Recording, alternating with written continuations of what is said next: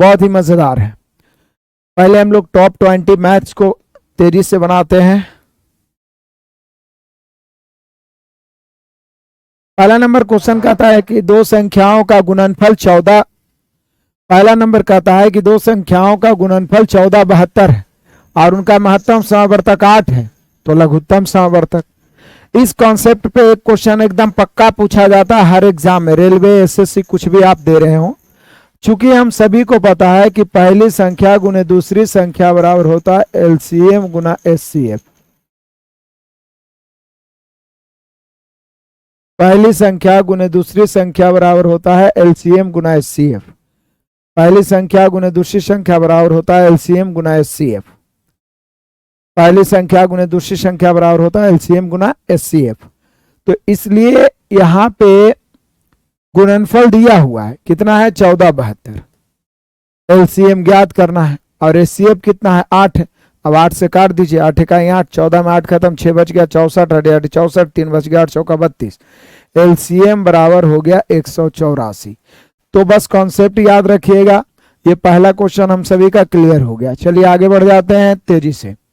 12, 24 और 45 का चतुर्थानुपाती पूछ रहा है और ये बहुत ही पूछा जाता है। चतुर्थानुपाती बराबर मैंने बताया है कि BC बटा ए होता है।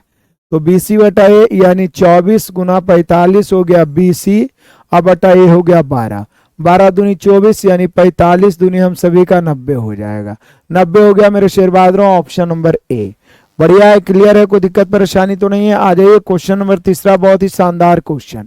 12 वर्ष में किसी राशि पर प्राप्त साधारण ब्याज मूलधन के 3/5 है। मूलधन के 3/5 है, मूलधन में के लगा यानी मूलधन 5 और ब्याज 3।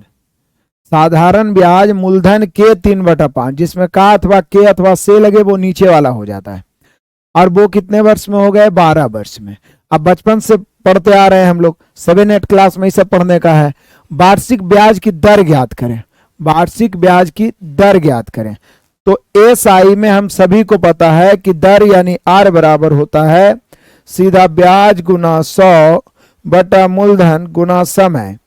तो होता है ब्याज गुना 100 बटा मूलधन गुना समय। ब्याज 3 हो गया गुना 100 बटा मूलधन हो जाएगा 5 और समय हो जाएगा 12 वर्ष। चलिए अब काट दीजिए। 5 से 20 बार में 100 कट गया, 3 से 4 बार में 12 कट गया, 4 से 5 बार में कट गया 20। हम सभी का काट के आ गया 5%। काटने छाटने में जितना ज्यादा प्रैक्टिस करिएगा आपका स्पीड और कॉन्फिडेंस उतना लेवल का बढ़ेगा। कमेंट हाइड नहीं है। सतराज अंसारी जी, आपका कमेंट हम पढ़ सकते हैं, सबका कमेंट हम पढ़ सकते हैं। मोनिका का कमेंट हम पढ़ सकते हैं, अंजू का कमेंट हम पढ़ सकते हैं, अवधेश हैं, दिनेश जुड़े हुए हैं, रणवीर हैं। जितना दिखता है उतना मैं बोल रहा हूं, बाकी पार हो जाते हैं कमेंट। तो मैं सबका पढ़ सकता हूं, आप लोग एक दूसरे का नहीं पढ़ सकते हैं क्योंकि डिस्टरबेंस होता है।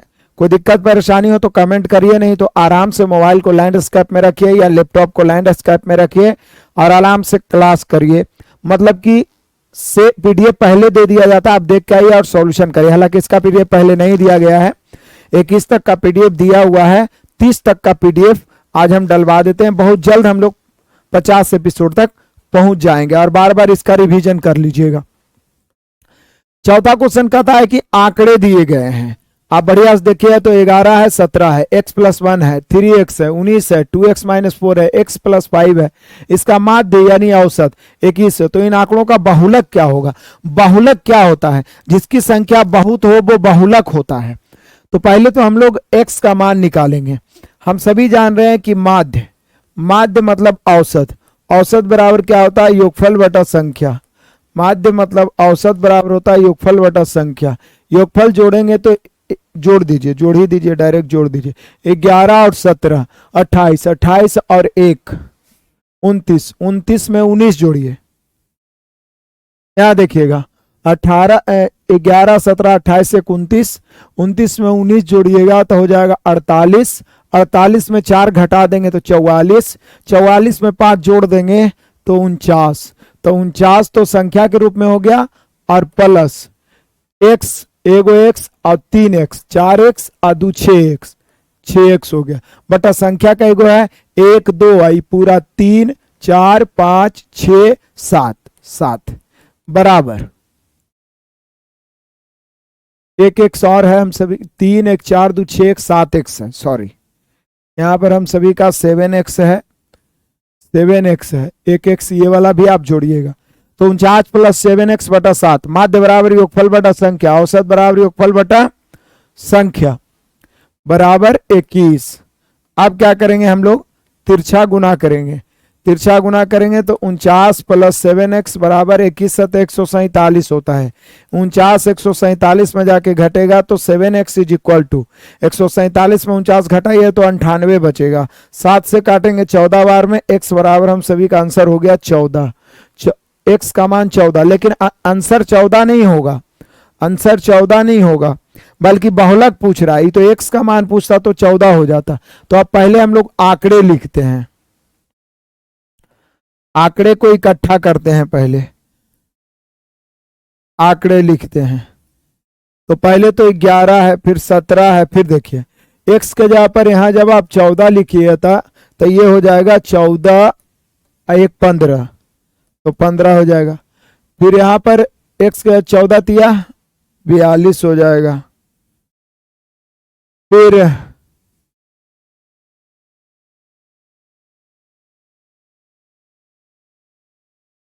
2x यहाँ पे 19 हो जाएगा, फिर 2x माइनस 4 तो 14 दूनी 28 में 4 घटेगा तो कितना बचेगा 24, फिर x प्लस 5 14 5 19, तो 1 2 3 4 5 6 7 हो गया, ऊपर भी 7 है। देखिए कि ज्यादा बार कौन आया, तो बोले सर 19 है जो 2 बार आया है और कोई दोबारा नहीं आया, इसलिए हम लोग का बहुलक जो हुआ 19 हो गया। बहुलक यही निकालना है कि बहुलक क्या है, कभी कभी सिर्फ x का मान पूछता, लेकिन यहाँ डबल मेहनत आपसे करवाया, बहुलक क्या है, बहुलक 19।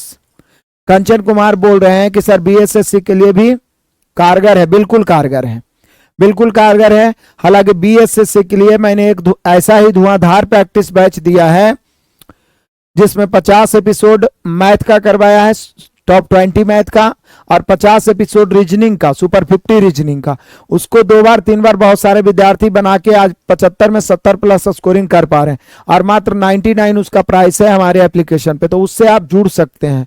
और वहां पे वीडियो आपका मिल जाएगा, सॉल्यूशन पीडीएफ मिल जाएगा, सेट मिल जाएगा। और बिहार एसएससी के लिए मैथ्स स्पेशल 1000 और ला रहे हैं 5 जून से, मात्र 99 में, तो वहां से आप जुड़ सकते हैं। आ जाइए क्वेश्चन नंबर 5, कहता है इसका लघुत्तम समवर्तक क्या है, तो ये पूरा एक संख्या, ये पूरा एक संख्या, ये पूरा एक संख्या है।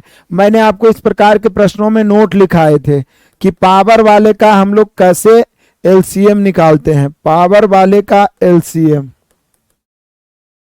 पावर वाले का जब भी इस प्रकार के क्वेश्चन रहे तो एलसीएम में क्या करते हैं, एलसीएम का मतलब क्या होता है, लोएस्ट कॉमन मल्टीपल, मतलब कि वह संख्या जिसमें सभी मौजूद हो, जो सबसे कट जाए। सबसे कब कटेगा, जब सब उसमें फैक्टर के रूप में मौजूद रहेंगे।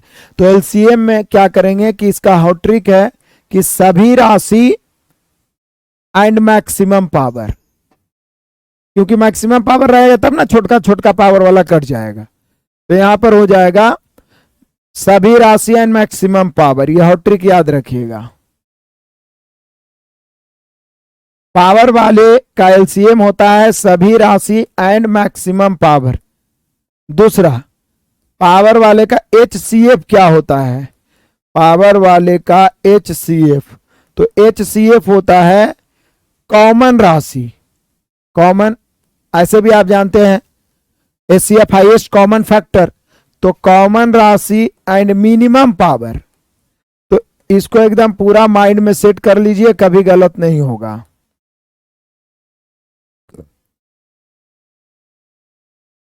पूरी तरीका से माइंड में सेट करिए, कहीं पर से कोई दिक्कत नहीं होगा। पूरा ये पहला नंबर क्वेश्चन कहता है पावर वाले एलसीएम सभी राशि मैक्सिमम पावर, सभी राशि मैक्सिमम पावर, सभी राशि मैक्सिमम पावर, और यहां पे हो जाएगा एचसीएफ सभी राशि मिनिमम पावर, सभी राशि मिनिमम पावर। तो यहां पे एलसीएम पूछ रहा है, तो सभी राशि जैसे 2 नजर आ रहे हैं, 3 नजर आ रहे हैं, 5 नजर आ रहे हैं, 7 भी नजर आ रहे हैं, इसके अलावा कुछ नजर आ भी नहीं रहा है। अब 2 पर अधिकतम पावर कितना है? 3 है, 2 है, तो 2 पर अधिकतम पावर 3 है। 3 पर अधिकतम पावर क्या है? 3 के स्क्वायर है, 3 के क्यूब है, तो 3 ही देंगे। 5 पर अधिकतम 5 है, 5 के स्क्वायर है, 5 के स्क्वायर है, तो 5 के स्क्वायर देंगे। 7 पर अधिकतम पावर 7 के स्क्वायर है, इसी रूप में दिया होगा। अब देखिए कौन ऑप्शन है? 2 cube, 3 cube, 5 square, 7 square. 2 cube, 3 cube, 5 square, 7 square है, ऑप्शन नंबर ए। तो ऑप्शन नंबर ए हम सभी का आंसर हो गया। अगला क्वेश्चन आ जाइए। यदि a प्लस बी 4/3 है और 3a प्लस 2b 24 है, तो a का मान क्या होगा? तो बहुत आसानी से निकल जाएगा। a अनुपात a का मान निकालना है ना, तो a/b सीधे रेशियो ले लीजिए भाई। a अनुपात b बराबर 4:3। बटा वाले को हम अनुपात में आराम से लिख सकते हैं, कहीं पर से कोई दिक्कत परेशानी नहीं है। अब क्या करना है? यहां जब a की जगह 4 और b की जगह जब 3 पुट करेंगे तो 4 तिया 12:6 आ जाएगा। यहाँ है 24, यहाँ 24 है, 12 6 18 है। तो जो दिया हुआ है उसकी तुलना उससे कर दिए। पूछ रहा a का मान ज्ञात करें, तो a का मान तो 4 से गुना। अब देखिएगा 6 तिया 18,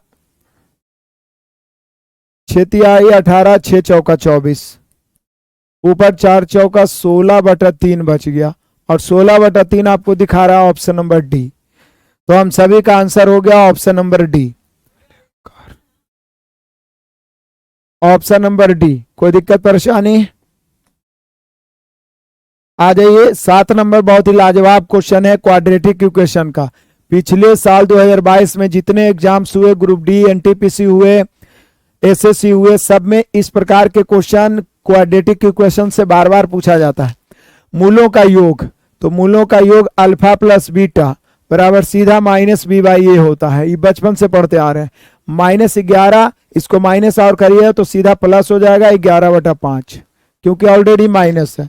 तो ऑप्शन नंबर डी, ये 7 नंबर क्वेश्चन क्लियर हो गया। 8 पढ़िए। 1 + √3, यहाँ पर माइनस होना चाहिए। 1 - √3 द्विघात समीकरण के मूल हो तो वह समीकरण क्या होगा? तो यहां पे देखिए, मान लिया जाए कि ई अल्फा है और ई बीटा है। हम सभी जानते हैं, चूंकि हम सभी को पता है कि जब द्विघात समीकरण के दो गो मूल अल्फा और बीटा दिया रहे तो द्विघात समीकरण का फॉर्मूला क्या होता है? आप सभी को पता है। द्विघात समीकरण बराबर होता है x² minus alpha plus beta into x plus alpha into beta बराबर 0। तो जरा ध्यान दीजिएगा, x² माइनस, ध्यान दीजिएगा, x² माइनस मूलों का योगफल इंटू एक्स प्लस मूलों का गुणनफल, यानी x² minus alpha plus beta into x plus alpha into beta is equal to 0। तो यहाँ पे क्या करेंगे? x² minus alpha plus beta, तो अल्फा का मान है 1 + √3 प्लस बीटा का मान है 1 - √3 into x plus alpha into beta, तो 1 + √3 इंटू 1 - √3 बराबर 0।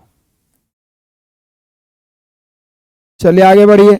x², अब देखिए √3 प्लस में √3 माइनस में कैंसिल हो गया, 1 + 1 2 हो गया, तो x² माइनस 2x प्लस, इसको बढ़िया से पढ़िएगा तो ये बैठ रहा है a² a + b into a minus b, a + b into a minus b मतलब a² माइनस b²। तो 1 के स्क्वायर 1 - √3 के स्क्वायर 3, तो ये -2 बचेगा। माइनस से प्लस माइनस होगा, तो यहाँ पर फाइनली प्लस ना दे करके -2 इज इक्वल टू 0।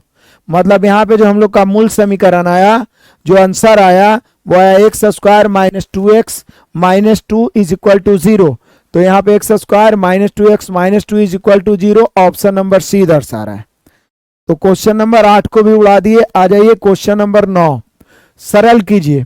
इस प्रकार के क्वेश्चन आपने पीछे भी देखा था, कॉस के रूप में आया था पिछला में। यहाँ देखिए साइन के रूप में आया है, 1 + sin थीटा रूट में है, 1 - sin थीटा नीचे है। इस प्रकार के प्रश्न जब भी आते हैं, मैंने आपको बोला कि प्रमेयकरण करिए, कंजुगेशन करिए। कंजुगेट मतलब नीचे वाला को चिन्ह को बदल के ऊपर नीचे गुणा करिए, तो 1 + sin थीटा हुआ, क्योंकि नीचे 1 - sin थीटा, फिर 1 + sin थीटा।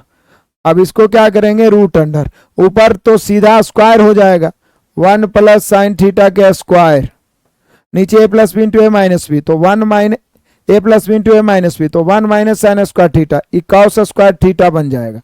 जब रूट से बाहर निकलेगा तो स्क्वायर इसका खत्म हो जाएगा, तो ऊपर बचेगा 1 प्लस साइन थीटा और नीचे बचेगा cos थीटा। अभी cos दोनों के साथ बटा में जाएगा, तो एक के साथ जब cos जाएगा तो बन जाएगा 1 बाई cos क्या होता है सेक थीटा, और साइन बाई cos क्या होता है tan थीटा। तो sec theta plus tan theta कोई ऑप्शन है मिलाइए, sec theta plus tan theta है option number B, option number B. Clear? किसी को दिक्कत परेशानी है तो बोलिए।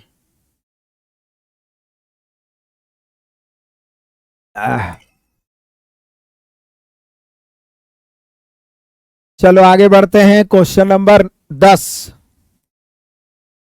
उस समषटभुज का क्षेत्रफल ज्ञात करिए जिसकी भुजा 6 है। बहुत मजेदार आनंदित करने वाला क्वेश्चन। पहली बात तो समषटभुज, समषटभुज के भुजा 6 है बाबू। मजेदार समषटभुज बना दिए, बेंजीन ऐसा बनाते थे हम लोग जब इंटरमीडिएट में आप पढ़े होंगे।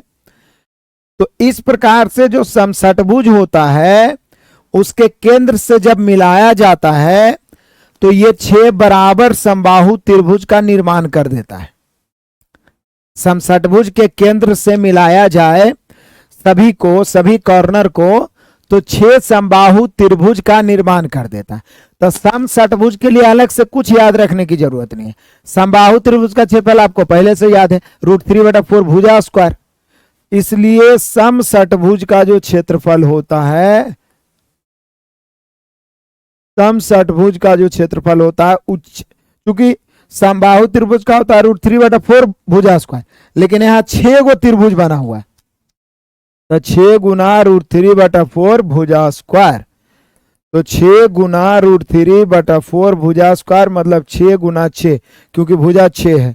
अब इसको जल्दी से काट दीजिए और √3 के रूप में मिला लीजिए, आंसर क्या है। इतना तो आप कर सकते हैं, इतना तो आप कर सकते हैं। हाँ, 54 √3 आप आंसर ले आए होंगे। चलिए आज क्वेश्चन नंबर 11 पहुंच गए। एक वस्तु का क्रय मूल्य अंकित मूल्य के 64% के बराबर है। ये तो बड़ा कमाल हो गया। 4% की छूट देने के बाद एक वस्तु का क्रय मूल्य जो है 64% के बराबर है, अंकित मूल्य के 64% के बराबर। तो पहले तो हम लोग अंकित मूल्य लिखेंगे, जिसका परसेंटेज पर गणना हो वो अपने आप में 100% होता है। कोई भी राशि अपने आप में 100% होता है, कोई भी राशि अपने आप में परिपूर्ण होता है। सर दोस्त लोगों का कमेंट्स नहीं दिख रहा है, कुछ कीजिए। अरे कंचन भाई, देखिए YouTube पे मैं कमेंट सबका ऑन रखता हूं ताकि सभी एक दूसरे का कमेंट देख सके। वहां पे गपे भी हो जाती है, बीच में एडवर्टाइजमेंट आ जाते हैं। एप्लीकेशन पे बहुत कीमती समय होता है, आपका नेट ज्यादा जाता है, हमें जल्दी समाप्त करना होता है। एक दूसरे का कमेंट पढ़िएगा तो फिर दिक्कत होगा, इसलिए एप्लीकेशन पे कमेंट को हाइड करके रखा जाता है। आपका कमेंट हम पढ़ सकते हैं, आपको कुछ प्रॉब्लम हो तो आप कीजिए, ठीक है ना। दूसरा के कमेंट से क्या लेना देना है आपको।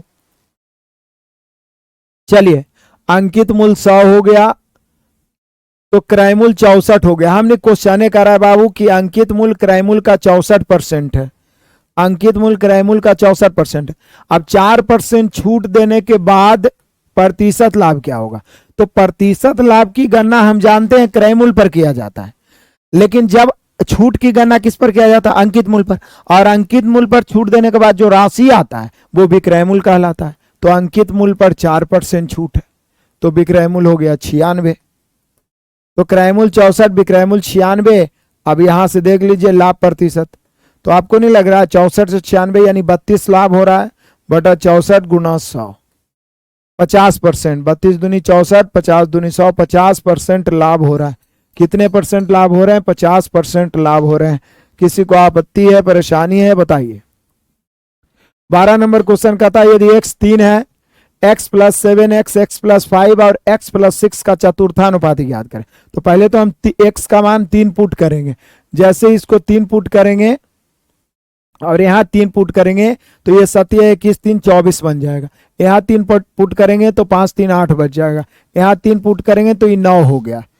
अब आप जान रहे हैं कि ए के बदले 24 हो गया, बी के बदले 8 और सी के बदले 9। तो अभी पीछे आपको मैंने बताया कि चतुर्थानुपाती BC बाई ए होता है। तो बी के जगह पर 8 है, सी के जगह 9 है और ए के जगह 24 है।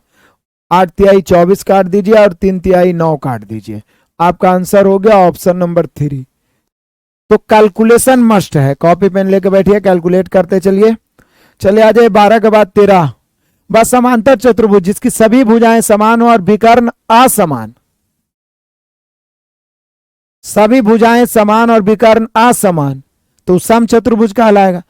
क्योंकि सम चतुर्भुज भी समांतर चतुर्भुज होता है, जबकि समांतर चतुर्भुज सम चतुर्भुज नहीं हो सकता। देखिए विकर्ण असमान है और सभी भुजाएं समान है, तो सभी भुजाएं समान चतुर्भुज में 2 ही चीज का होता है, या तो वर्ग का होता है या तो सम चतुर्भुज का। तब वर्ग में विकर्ण भी समान होता है, लेकिन यहाँ विकर्ण को असमान रखना है तो सम चतुर्भुज। और सम चतुर्भुज को इंग्लिश में रोम्बस कहते हैं। तो यहाँ पे हम सभी का आंसर रोम्बस हो जाएगा। क्या हो जाएगा? रोम्बस हो जाएगा। आगे बढ़ते हैं। ये छोटा सा कैलकुलेशन है, इसलिए ये आपको मैं ऑफर धमाका दे देता हूं और इसको आप इजी वे में कैलकुलेट करके आंसर कमेंट कर देंगे। बहुत आसान सा कैलकुलेशन है। 15 आ जाइए। श्रीमान सक्सेना 150 रुपये प्रति दर्जन की दर से कुछ पेन खरीदते हैं। बहु ने 150 रुपये प्रत्येक, ऐसे कैसे होगा? 150 रुपये प्रति दर्जन खरीदा है, 150 रुपये प्रत्येक की दर से बेचते हैं।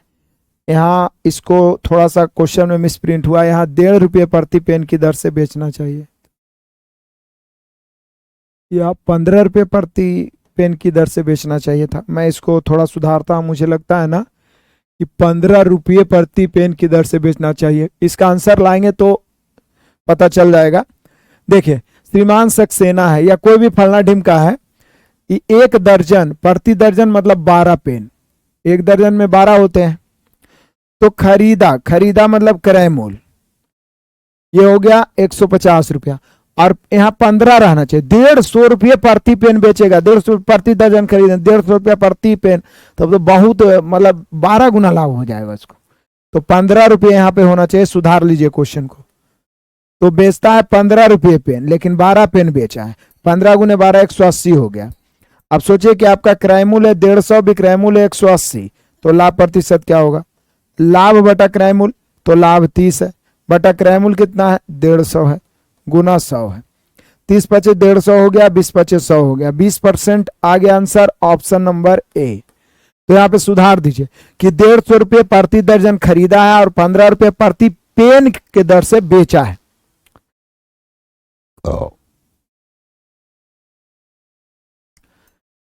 हाँ, अगला आया मजेदार क्वेश्चन, क्वेश्चन नंबर 16।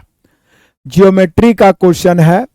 त्रिभुज ABC त्रिभुज DEF के समरूप है। इस समरूप शब्द जैसे ही आता है, समरूप शब्द जैसे ही आता है, दिमाग में 2 कॉन्सेप्ट दौड़ता है, और ये 2 ही तरह के कॉन्सेप्ट इससे पूछता है, चाहे SSC हो, CGL CHSL, कितना भी हाई लेवल एग्जाम हो। पहला तो इसके भुजाएं, माध्यिकाएं, ऊंचाइयां, शीर्षलंब सब समान अनुपात में होगा, और क्षेत्रफल जो होगा इसके वर्गों के समानुपाती होगा। तो यहां पे क्या है, मैं त्रिभुज बना देता हूं।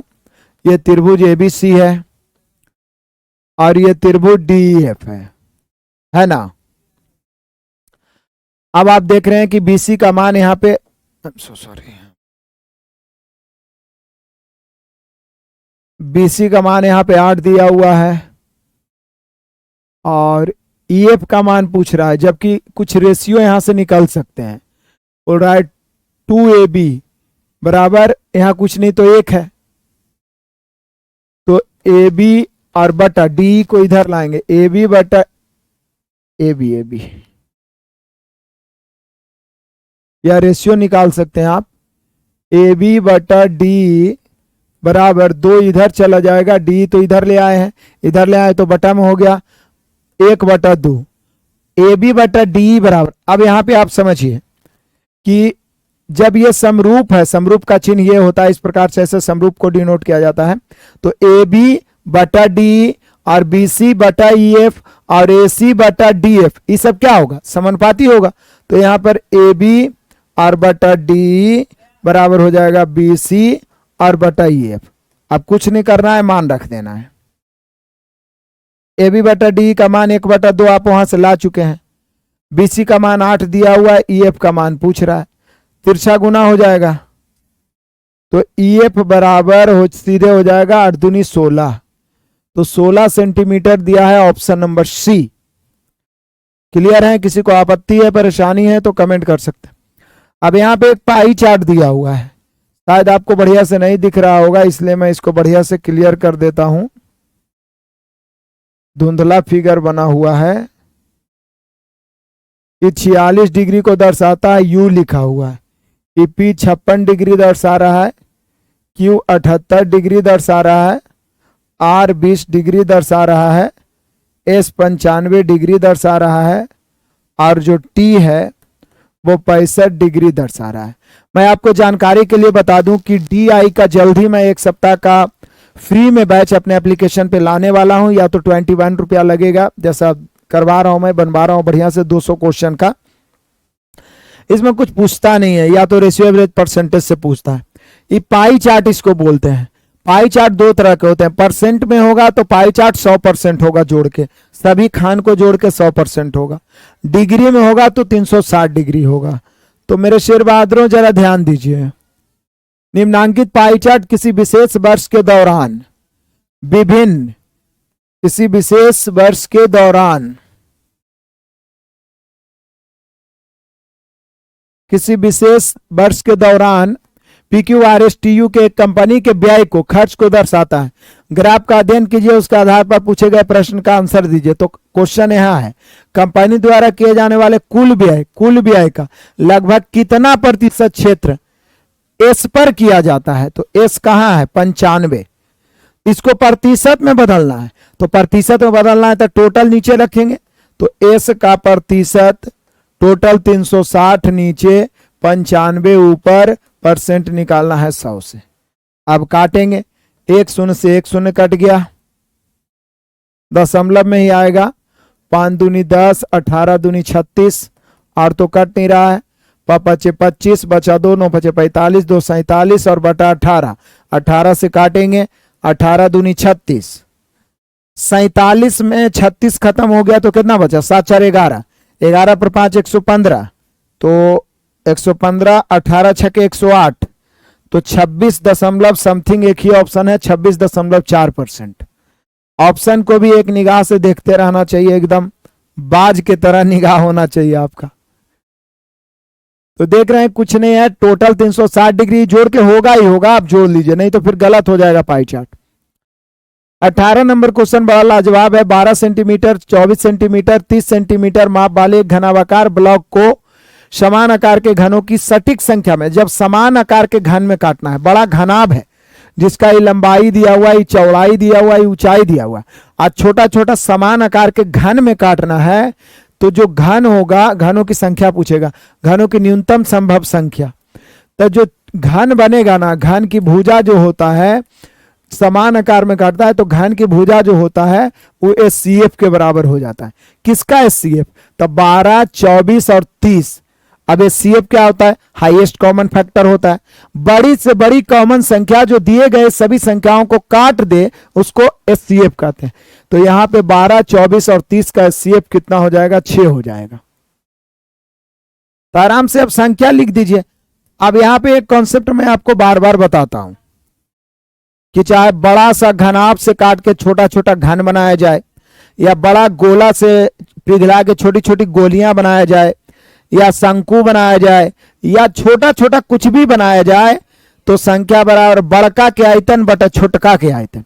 एकदम अपने भाषा में याद रखिए, संख्या बराबर बड़ा का आयतन, तो यहां घनाभ बड़ा हो जाएगा, बड़ा का आयतन बटा छोटा का आयतन।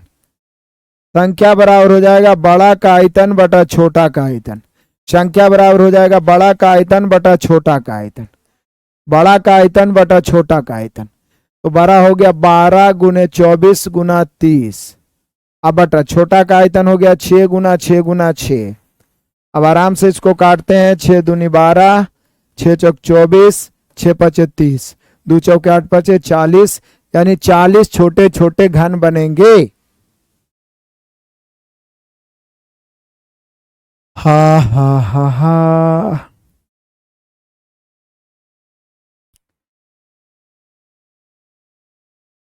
तू ही है मेरी आरज़ू, तू मेरा सुकून। सुबह में यूट्यूब पर 6 बजे लाइव जुड़ा करिए आप लोग, उससे आप लोग का मैथ आसान हो जाएगा। आ जाइए क्वेश्चन नंबर 19। निम्नलिखित में से कौन समरूप त्रिभुजों का गुण नहीं है? तो समरूप त्रिभुज के संगत भुजाओं का अनुपात बराबर संगत शीर्षलंब का अनुपात, तो ये है। बोला कौन गुण नहीं है? किन्हीं दो कोणों का अनुपात, किन्हीं दो माध्यिकाओं का अनुपात, यही नहीं होना चाहिए। संगत भुजाओं का अनुपात संगत माध्यिकाओं का अनुपात सही है, संगत भुजाओं का अनुपात संगत परिमापों, ये गलत है। कोण का अनुपात और माध्यिका का अनुपात बराबर नहीं होता।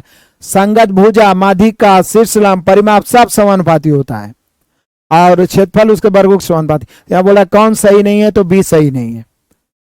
इसका निकालना है बाबू वर्गमूल। ऊपर भी 6 अंक के बाद दशमलव है, नीचे भी 6 अंक के बाद दशमलव है, कट गया।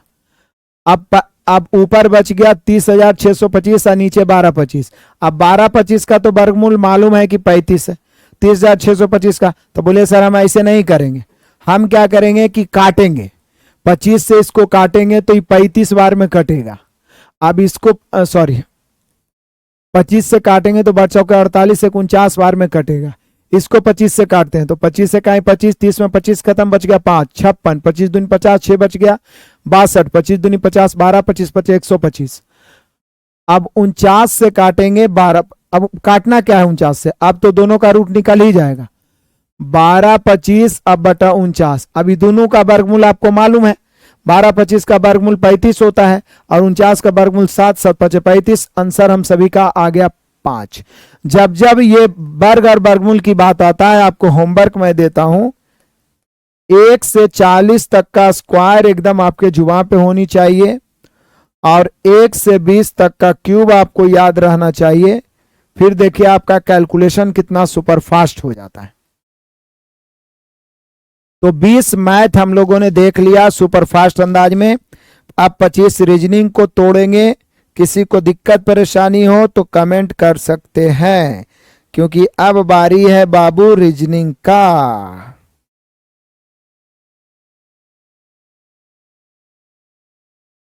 ठीक है, थोड़ा ग्लूकोज पी लेते हैं। दिन भर पढ़ाना, ये कैमा क्लास है, अभी इसके बाद 3 क्लास है बाबू, 2 क्लास और।